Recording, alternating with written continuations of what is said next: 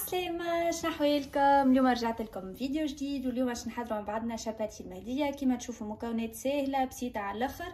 لنا باش نعمل شتار سميد وشتار فرينه. تو من بعد نوزن لكم قدام الكاميرا باش تشوفوا معنى المكونات بالضبط. باش نسحقوا السميد فرينه، نورمالمون باش نعمل رطل معنى بين سميد وفرينه. باش نسحقوا زاده الحليب، وعندي مغرفه كبيره سكر، واحده خميره نتاع خبز، 4 مغارف كبار زيت زيتونه، ومغرفه صغيره نتاع قهوه ملح. هذوما هما المكونات. تو ديريكت نمشي مع بعضنا لطريقه التحضير. وتو كيما تشوفوا اول حاجه عملتها لنا خديت الكوف نتاع الروبو باش نحط فيها كميه نتاع حليب، لنا حطيت الميزان من اللوطه، وكيما تشوفوا جات 144 مليلتر حليب. باش نحط لها واحده خميره نتاع خبز ومغرفه كبيره سكر.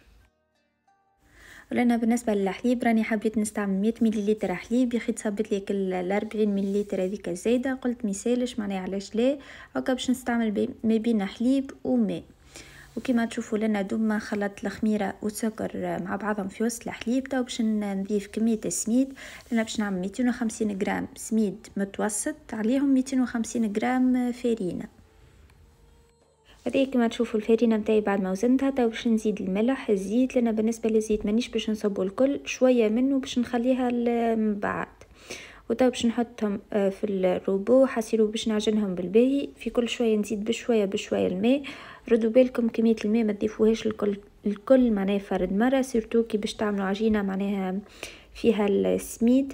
زيدوا بشويه بشويه الماء. كما تشوف هذه العجينه نتاعنا بعد ما حضرت لنا بالضبط خليتها حكايه 10 دقائق تتعجن على روحها. ولنا حسيت السميد معناه ما تحلش بالباي، وكل الجلوتين نتاع السميد معناه ما تحلتش بالباي. لنا باش نزيد نخدمها هكا شويه بدايه حكايه درجه كيكه، وباش نعملها معناه بالزيت ونخليها ترتاح في عقلها.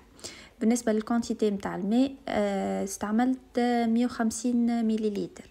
بالطبيعه ديما نقول كل وحده والكاليتي نتاع الفرينه نتاعها، كل وحده والكاليتي نتاع السميد.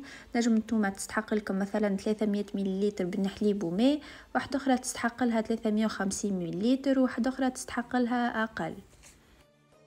العجينه اللي خدمتها بالباي باش نخليها توا ترتاح. لنا حطيت الزيت زيتونه اللي خليته من بكري، كما تشوفوا حطيته في القعر نتاع الصحفه، وباش باش نزيتك البات هذيك بالباي من الشيرتين، وباش نخليها ترتاح حكايه نص ساعه مينيموم.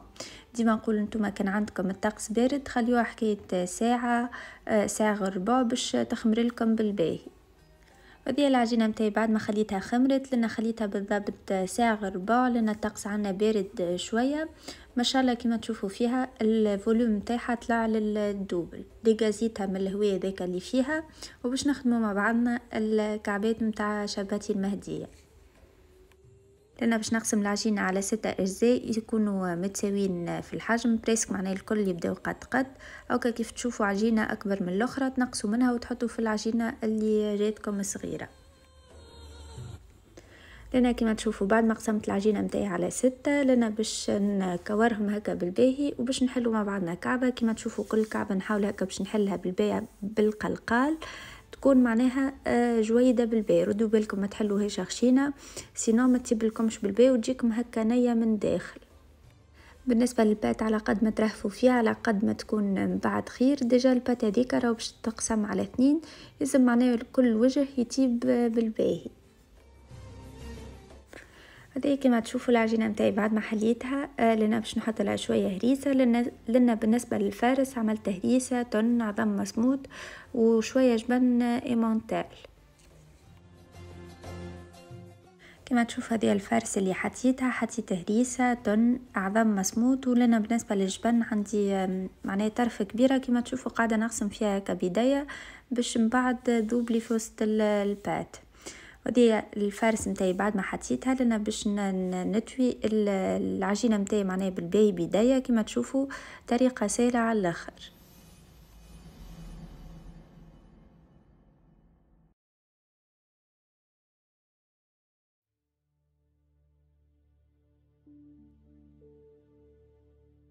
لنا على جنب حطيت الطاجين نتاعي يسخن. لنا من الاول تحطوه على نار قويه باش كعبه الشاباتي معناها تيبلكم في الوجه معناها فيسع ما تاخذلكمش معناها برشا وقت. ومن بعد توليو تنقصوا على الغاز تحطوه معناها على نار متوسطه باش الكعبات معناها ما يكتسبلكمش لون غامق فيسع. كما تشوفوا هذه الكعبة الوجه الاول متاعها ما شاء الله جاني في حقه. ولنا بالنسبه للكعبة الشاباتي حاولوا باش طيبوها من الشيرات الكل، معناها على الرابعه شيره باش ما تجيكمش نيه في الاحراف. لنا كعبة الشاباتي بعد ما طيبتها من الوجه ومن القفاه حطيتها هكا من القاعده متاعها، ولنا خديت منديله خاطرها تكون هكا سخونه شويه. كما تشوفوا الجنبات هذوكم الكل باش نطيبهم بالباهي.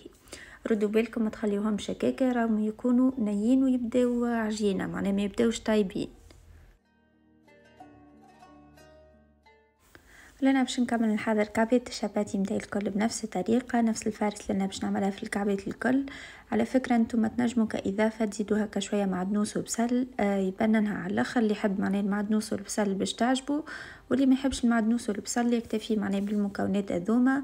جاتني ما شاء الله بنينه على الاخر. لنا باش نكمل الكعبات الكل بنفس الطريقه ونطيبهم معناها على الوجه والقفاه معناها كيما وريتكم من بكري. طيبوهم معناها على الرابعه شيره باش يجيوكم طيبين في حق. لنا حاجه مهمه نسيت باش نقول لكم عليها بالنسبه لكعبه الشاباتي كيف تجيو باش طيبوها على الوجه نتاعها. ردوا بالكم ما تحطوهاش على قفاه، سينو شيره التسكيره ديك راهو تنجم تتحللكم.